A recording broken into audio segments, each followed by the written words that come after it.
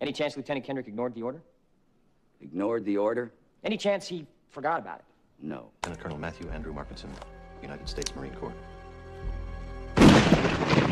What if I told you that one of the most iconic courtroom dramas ever made had secrets behind the scenes that are stranger than fiction? A Few Good Men is known for its gripping performances, legendary dialogue, and explosive courtroom moments. But beyond what you see on screen, there are some truly weird and fascinating facts about this movie that most fans don't know. Today, we're uncovering weird facts about A Few Good Men that will make you see this classic in a whole new light.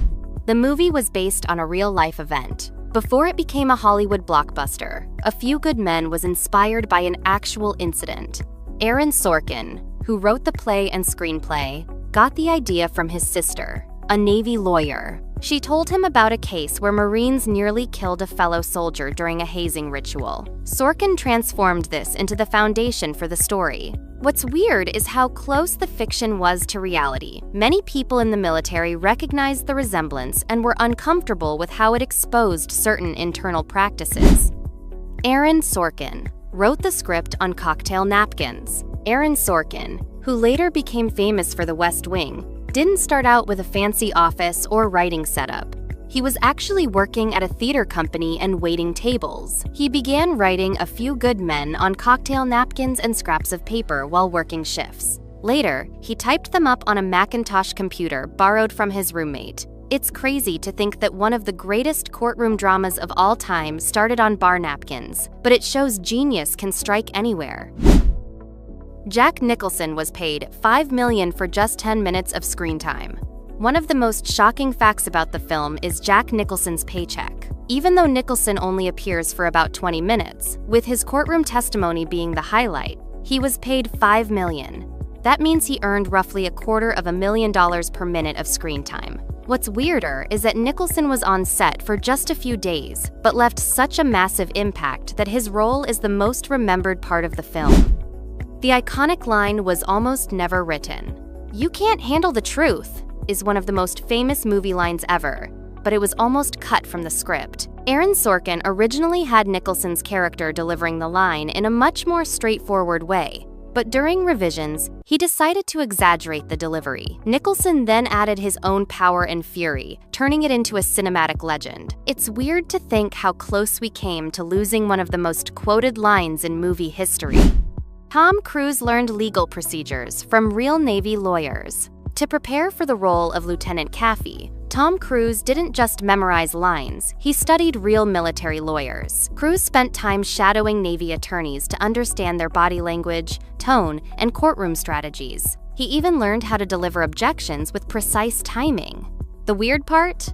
Cruise reportedly enjoyed it so much that he considered pursuing law if acting hadn't worked out. It added an extra layer of realism to his performance, making audiences believe he was really a military lawyer. Demi Moore's role was originally written for a man. In Aaron Sorkin's original stage play, the character of Lieutenant Commander Joanne Galloway was actually a man. The film version flipped the gender, and Demi Moore landed the role. This was unusual at the time because strong female military characters were rare in Hollywood. The weird twist is that the studio initially worried audiences wouldn't believe a woman could stand up in such a tough legal battle. Instead, Demi Moore's performance proved them wrong and became one of her most celebrated roles. The cast rehearsed like a real courtroom trial. To make the courtroom scenes believable, director Rob Reiner insisted that the cast rehearse the script as if it were a real trial. This meant hours of practice, with objections, witness questioning, and judge interactions. The actors treated it like they were in a live courtroom. What's weird is that by the time cameras rolled, they had the rhythm of real lawyers and Marines. This helped create the intensity and authenticity that audiences still praise to this day. Jack Nicholson did his famous scene more than 40 times. The climactic courtroom showdown was filmed over several days, and Nicholson insisted on giving his all in every single take. He performed the "You can't handle the truth" scene over 40 times, not just for his own shots, but also for reaction shots of other actors like Tom Cruise. Weirdly enough, Nicholson's energy never dropped, and he delivered the line with the same force every time. The dedication paid off. It became one of the most electrifying moments in movie history. The Pentagon refused to support the film. Unlike many military films, A Few Good Men did not receive official support from the Department of Defense. The reason? The Pentagon wasn't happy with how the movie portrayed military justice and internal culture. Usually, the military provides equipment and consultation, but here, they pulled back. What's weird is that the production had to create military settings and uniforms entirely on their own without access to real bases or support. It added challenges, but also gave the filmmakers full creative freedom.